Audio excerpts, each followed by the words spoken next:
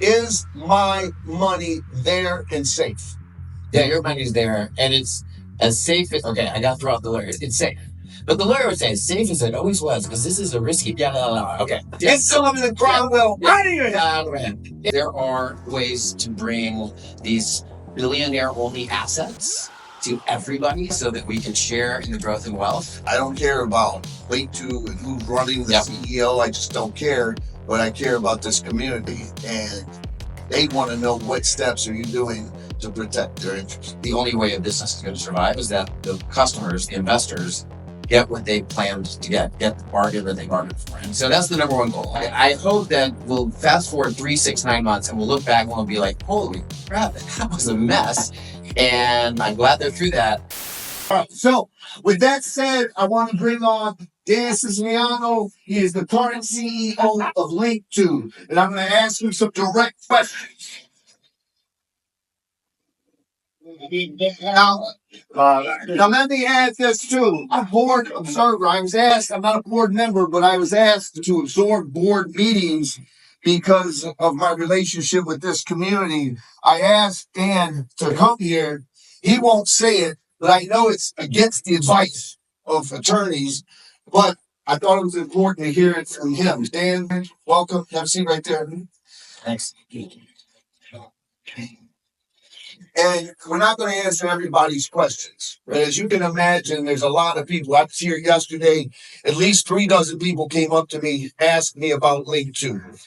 So first, tell us who you are and when you started, and we'll get into some direct questions because we only got like 17 minutes. Sure. Dan Siciliano, CEO of Linqto. I came in January of 2025. Before that, I was CEO of another company, and I've run and started other companies, but I'm early to crypto, just so you know, and a big fan of this conference and a big fan of Linqto vision.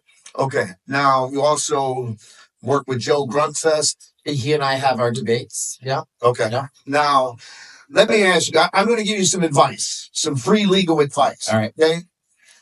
That's good because I'm paying for all of it and none of it is. Get the lawyers out of your head. Yeah, all right. All right? No lawyer speak. Okay.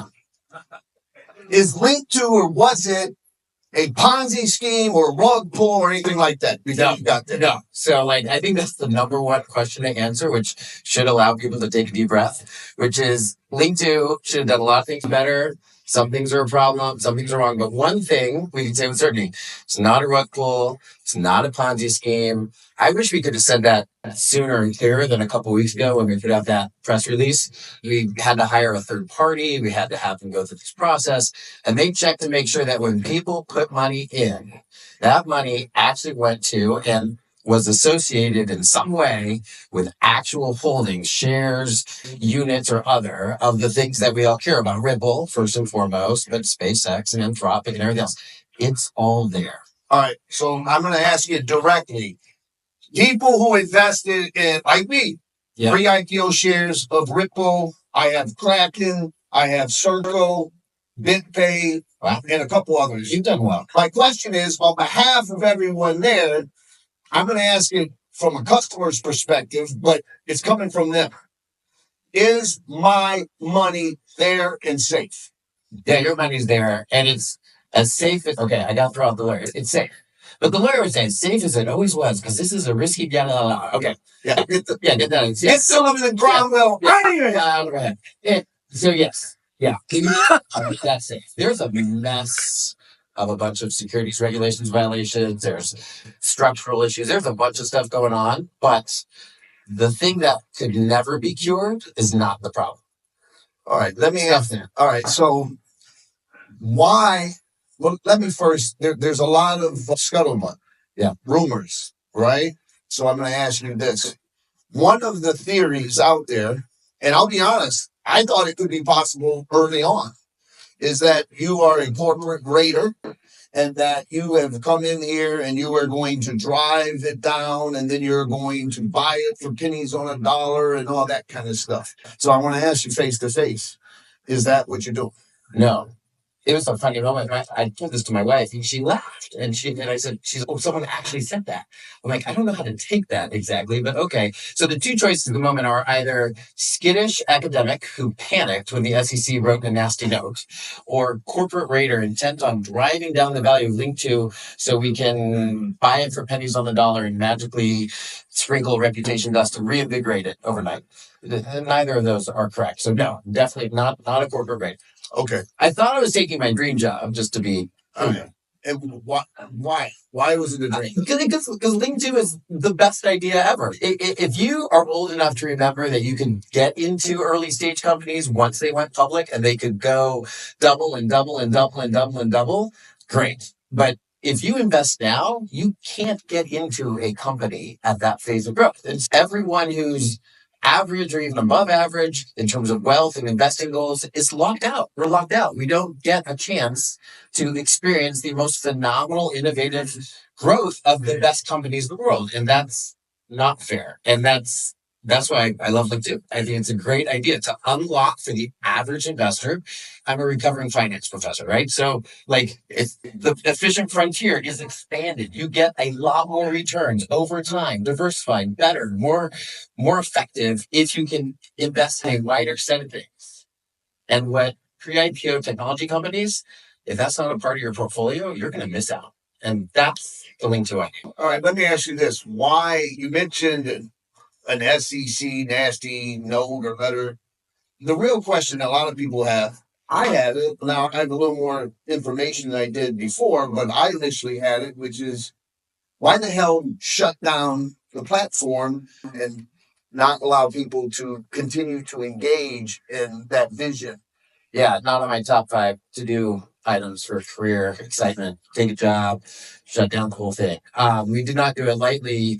So when I say nasty ground for the SEC, the reality is that starting as early as October 2024, Linqto got a series of very specific inquiries from the SEC. As a result, we had to produce hundreds of thousands of documents to them. By the time I arrived, it was well underway, and it was a mess. It's not like little stuff or fringy stuff. I'm up for that battle, right? That's the debate Joe Grunfest and I have. If you're covering new territory, if it's gray area, I don't think the government should get in your way. Innovation's good. I'm an innovative guy. I like innovation. But if you're missing on the blocking and tackling on the fundamentals, that's not great. And that's where I landed. And so January, we really fought hard to figure out, can we run parts? Can we do something? And in the end, as painful as it was, it's no fun to be like, okay, we shut down all the trading.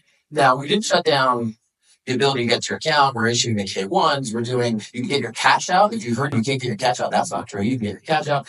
But we shut down all the trading. And we didn't because we had to protect the current investments. Had we not done that, current investments would be in jeopardy. It's no fun to be locked in.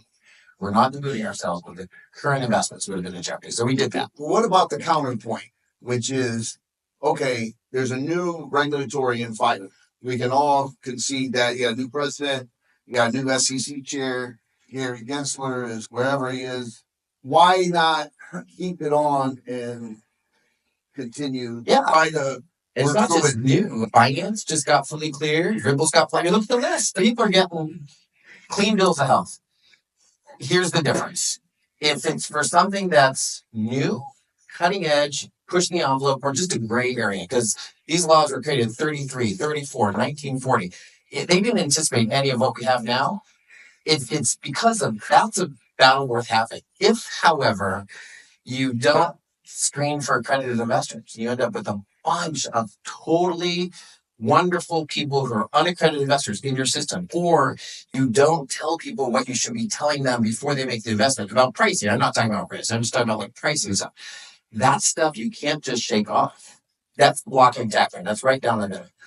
Because of that, if you proceed after the SEC has asked you lots of questions and you've produced lots of materials and documents, if you proceed, they don't have much of a choice but to shut you down and do things like forced rescission for unaccredited investors, like the most unfair legal plan. Okay.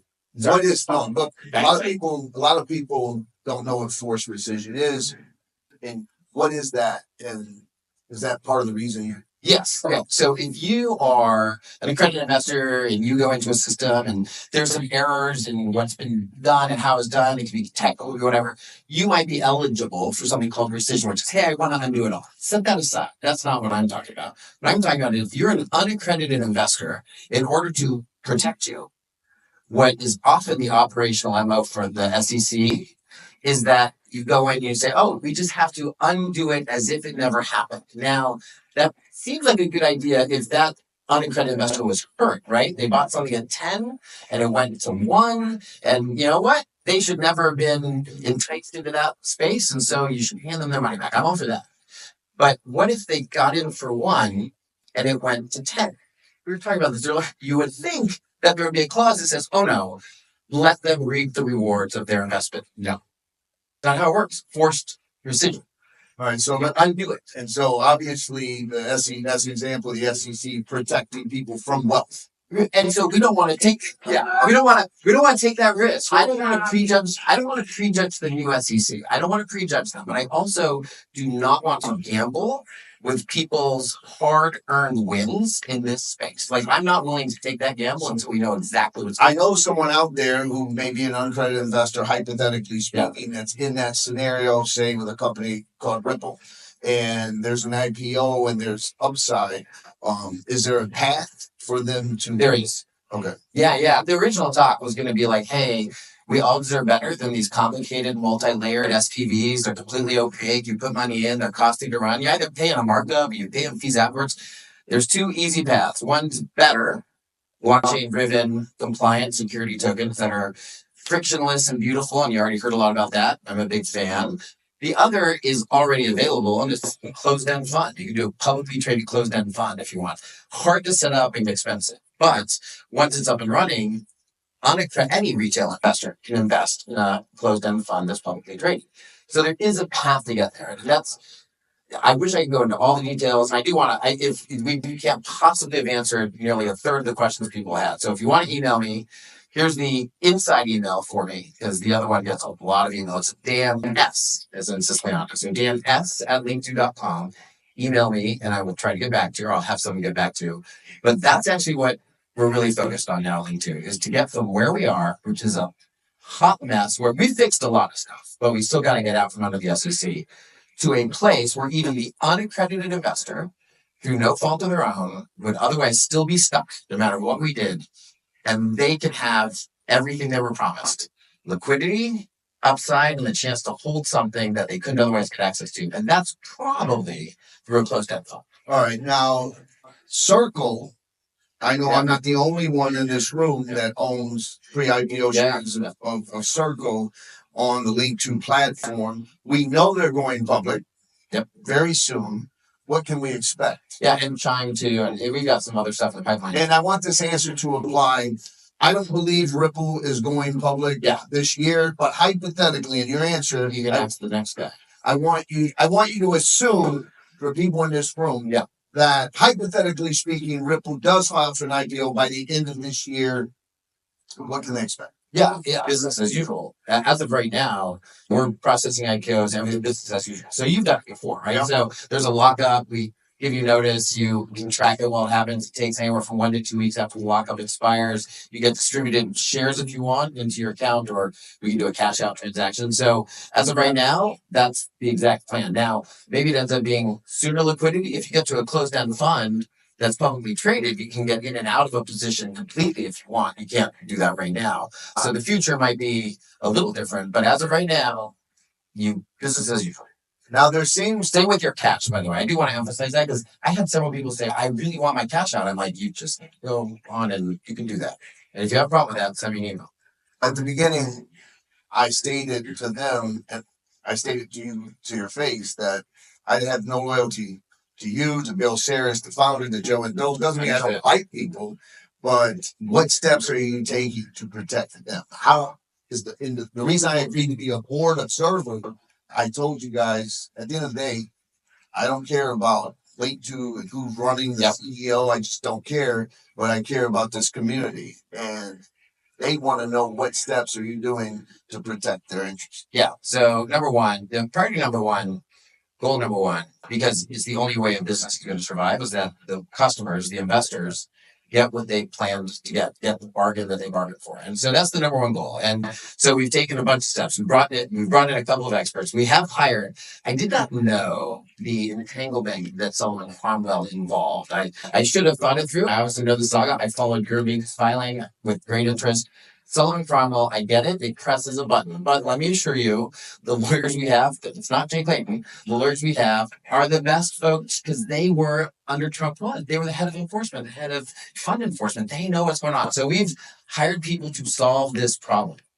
And we're putting everything we can on there. We're considering every option with the singular goal of getting the unit holders through this process as unscathed as possible and get what we promised them, which was the upside for the bets that they made, liquidity when it comes, or liquidity even sooner if we could provide it. Let me ask you, what is Linqto's future look like? Do you think the vision could still be accomplished? Yeah, okay. So my goal number one is not to misstep and hurt the industry. So if any of us fumbles in a big way, it hurts the whole industry, which is bad for everyone. Secondly, I think there's a great future for me too. I really do. I hope that we'll fast forward 3, 6, 9 months and we'll look back and we'll be like, holy crap, that was a mess. And I'm glad they're through that. And then we will be on to bigger and better things. There are lots of ways to bring these billionaire-only assets to everybody so that we can share in the growth and wealth. And we plan to do that. And some of it's going to look like what we did before, right? It's a way to work, but there's even better ways to do it. And that's our plan. The only other thing that I've heard from people is that you're possibly exaggerating the regulatory environment, the regulatory situation, or the hurdles, challenges, violations, whatever you can call it. Is there more than one regulator involved? Yes. Okay. So it's a fair question because it's like, Dan, why can't you show me something? Just show me a memo. Show me a demand letter. Show me a cease and show me anything. That's a very reasonable question. The SEC generally doesn't work that way. And as you know, I think some people know, when you're in the mess of it, like the thing you're trying to do is to keep everyone calm so the ones with the real power don't go. And that's what we're trying to do. We're like, listen, we need to get to the end of this. We need to protect the investors. Use a calm voice. Don't make no sudden moves. And it will all come out, but we can't share all the details. And it's understandably frustrating, but it is not. Everything you've read, everything you've heard, none of it is an exaggeration at all. Okay, give your email one more time. We have a minute plus. It's easy. They want to hear Brad Garninghouse. We're just the very weird warm up. Let them know. Dan S. So DANS at Linqto.com. So Dan S. and Linqto.com. All right, thank you. Thanks.